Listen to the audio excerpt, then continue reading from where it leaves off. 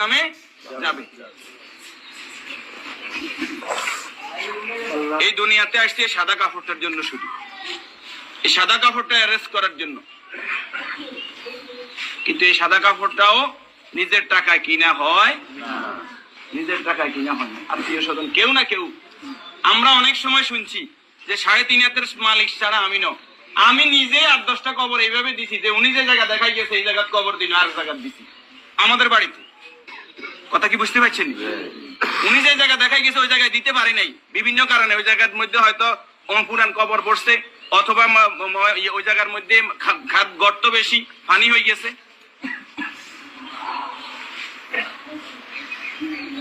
তাহলে আমার শেষ জায়গাটাও আমার নির্দেশনা মতো হয় না, পরিবারে যারা আছে তাদের নির্দেশনা মতো হয়। যে রাসূলের সম্মানমর্যাদা এত বেশি, সেই রাসূলের প্রতি দুরূদ ও সালাম সাল্লাল্লাহু আলাইহি ওয়াসাল্লাম।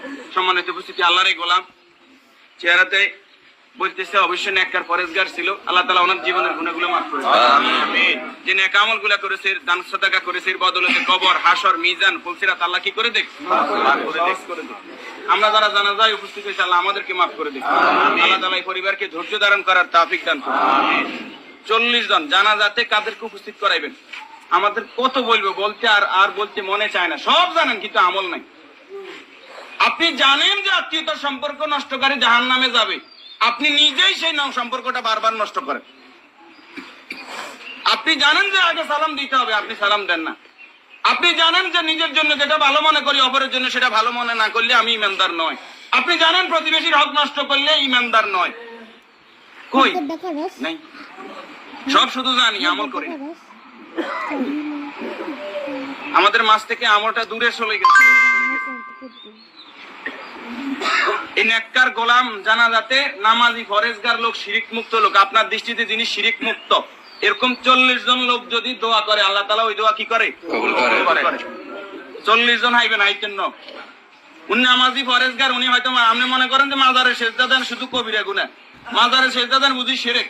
শনিবার মঙ্গলবার কি শিরক না? শনিবার মঙ্গলবার হিসাব করা শিরক নয়? শিরক, এটাও শিরক। এই যে জাদু টোনা করা, এটা কি শিরক নয়? গণকের কাছে যাওয়া, বান্দর গনাইতে যায়, মানুষ গনাইতে যায়, চুরি করছে কে, আনা চাইতে যায়, এগুলো সবগুলো কি বড় শিরক। যেটা জনগণ সকল ক্ষমতার উৎস, ঠিক নয়? জনগণ সকল ক্ষমতার উৎস, সকল ক্ষমতার মালিক কে?